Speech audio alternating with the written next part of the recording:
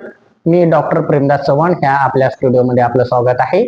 तर मी काय सांगत आहे, ज्यांना चिंता आहे, ज्यांना झोप लागत नाही, ज्यांना थोडंसं आळस पण आहे, ज्यांना थोडंसं डोकं एकदम जाम पडल्यासारखं होत असतो, कोणाला तरी अशा प्रकारे दगडासारखं डोकं झालेलं असतंय, त्यांनी काय करावं, हलकासा आपल्या हातावर तेल घ्यावं.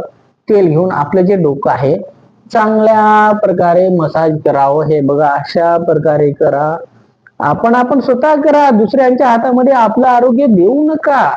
त्याच प्रकारे हे जे आहे ह्याला आपल्याला थंब वॉकिंग करा. चांगल्या प्रकारे प्रेस करत राहा, साईडनं प्रेस करा, पाठीमागून प्रेस करा. त्याच प्रकारे ह्या उजव्या साईडनं, डाव्या साईडनं किंवा वरच्या बाजूनं किंवा हे जे आपलं कपाळ आहे ह्याला तुम्ही प्रेस करा, बोटाने प्रेस करा, अंगठ्याने प्रेस करा आणि चांगल्या प्रकारे तेल लावत, तेल लावून घर्षण करून चांगल्या प्रकारे उत्तमरित्या हे कानालाही तेल लावायचं, कानाला तेल लावून उत्तमरित्या आपण हे करा.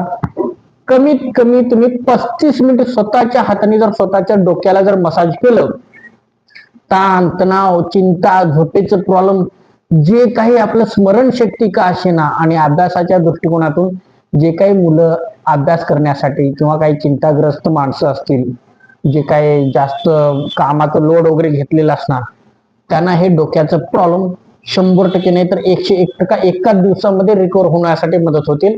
अशा प्रकारे आपण कंटिन्यू करा आणि डोक्याचं मसाज करत राहा आणि विशेषतः तेलाचं जास्तीत जास्त वापर हे डोक्यासाठी.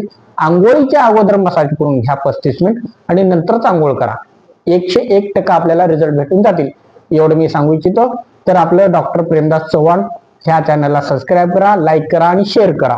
ओके, धन्यवाद.